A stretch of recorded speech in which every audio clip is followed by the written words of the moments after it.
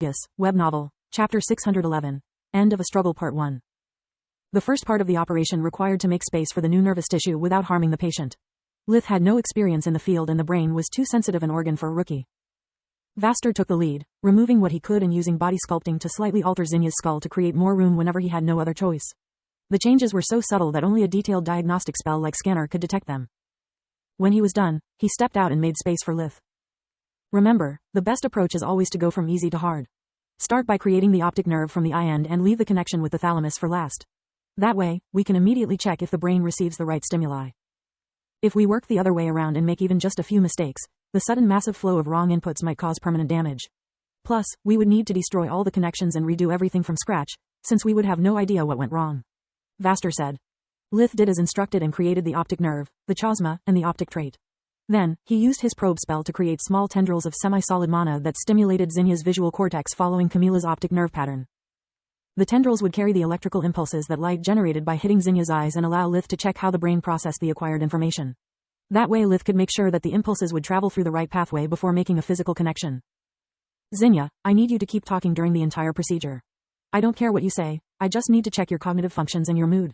If you feel anything weird, just tell me. Don't hold anything, Lith said. Zinya nodded and started to recount whatever she remembered from her youth.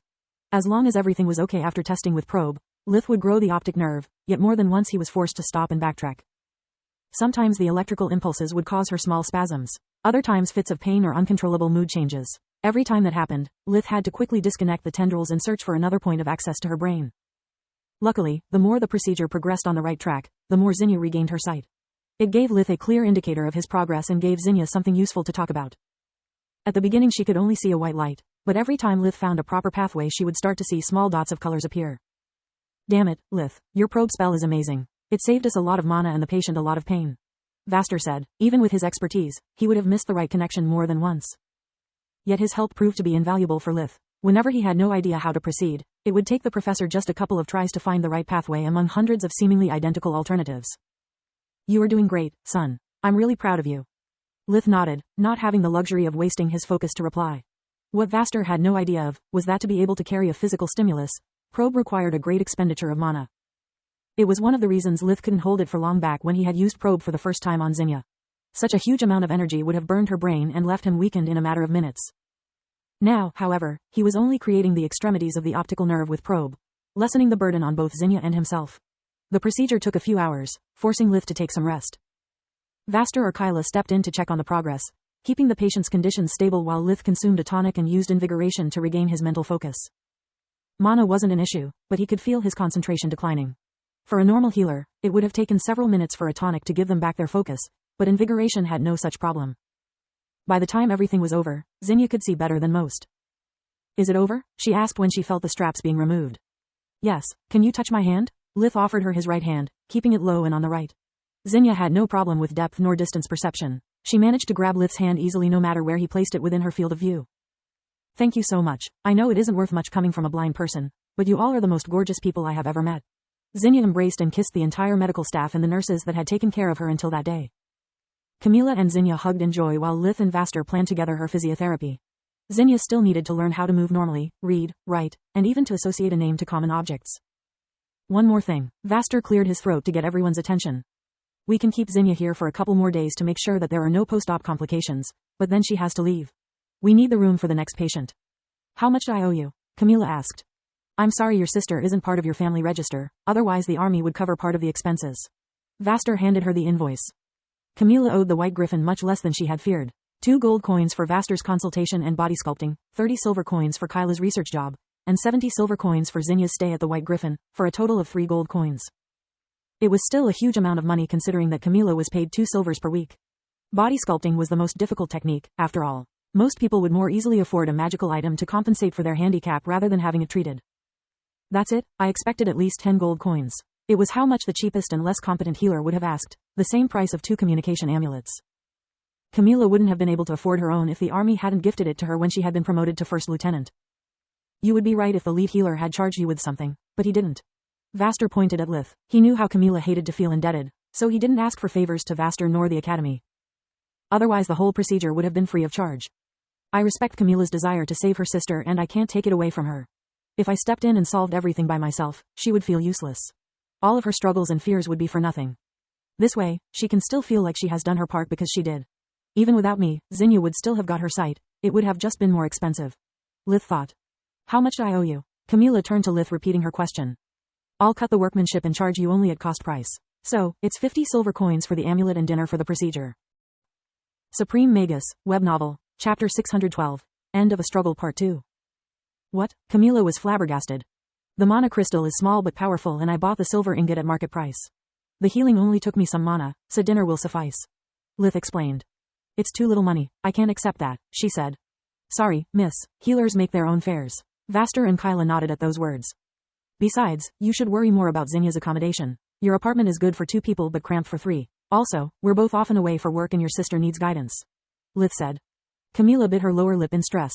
Zinnia could indeed move into her home, but there was only 1 bedroom, so either she had to take a break from their relationship or they would be forced to go to a hotel every time. Changing the apartment wasn't possible. With a debt on her shoulders, Camila couldn't afford a new one with just her savings. The one she lived in was provided by the army for a reduced fee, but they wouldn't help her pay for a bigger house since she was officially single and without any family member. To make matters worse, Belias was a horrible city for someone as inexperienced as Zinnia was.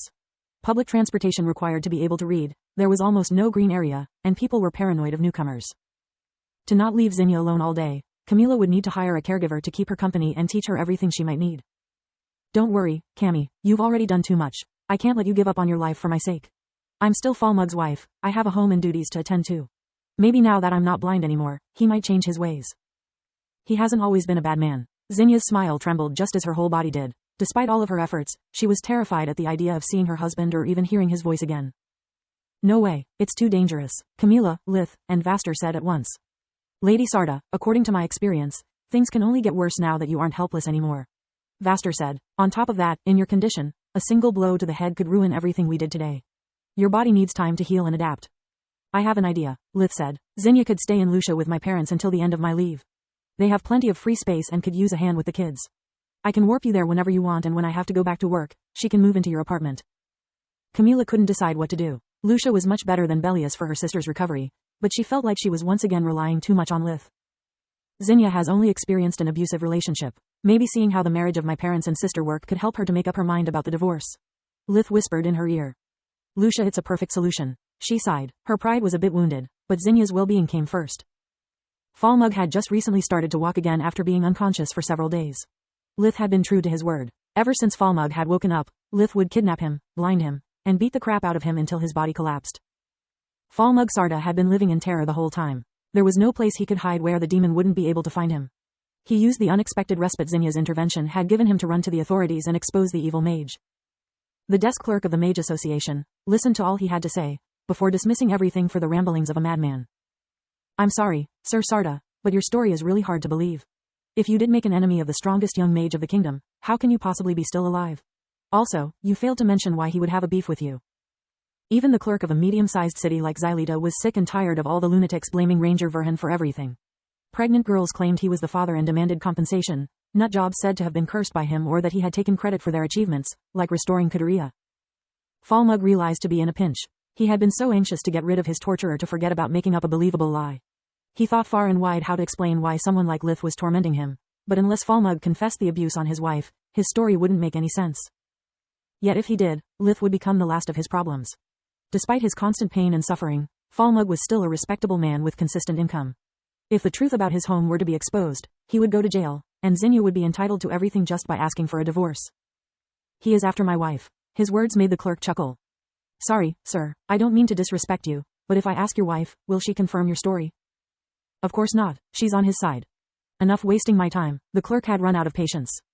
If your wife wanted to be with him, she would just ask for a divorce. A great mage has plenty of money, she wouldn't need anything from you. What proof do you have of your claims? Falmug was taken aback. Now he understood what Lith meant when he said that he would turn Falmug into his wife. He was now alone and with no one who could help him. There was no witness of the aggressions nor proof of his injuries aside from his words. Just like his wife until a few days ago, he was trapped in an inescapable cage. None? Well, then I hope you'll forgive me if I don't believe a word coming from a man accused by 3 healers of repeatedly beating his wife. As the clerk was filing Falmug's statement for the record, his name had triggered a flag. Not to mention that according to the army records, at the time of the alleged assaults, Ranger Verhan was still at his home. I don't know what your problem is, sir, But maybe a night in jail will help you clear your mind. What about Verhan? Falmug asked while the guards dragged him towards the dungeon. None of your business. In your place, I'd worry more about being charged with slander of a state mage and wasting the association time, because those are 2 crimes I can testify about. Lith's parents knew all about Zinya's situation, so they were glad to offer their help. In their eyes, she was the embodiment of what could have happened to Tista if Lith had never been born. Zinya fell in love with Lucia, with the Tron Woods, and with the closest thing to a real family she had ever had. Learning how to read, write, and count together with Laria and Aaron was embarrassing, but after a while she stopped worrying about it. Alina also taught her how to cook and sew, so that once she moved back with Camila, she could at least help her managing her home. The days passed, and soon Lith's leave was about to end.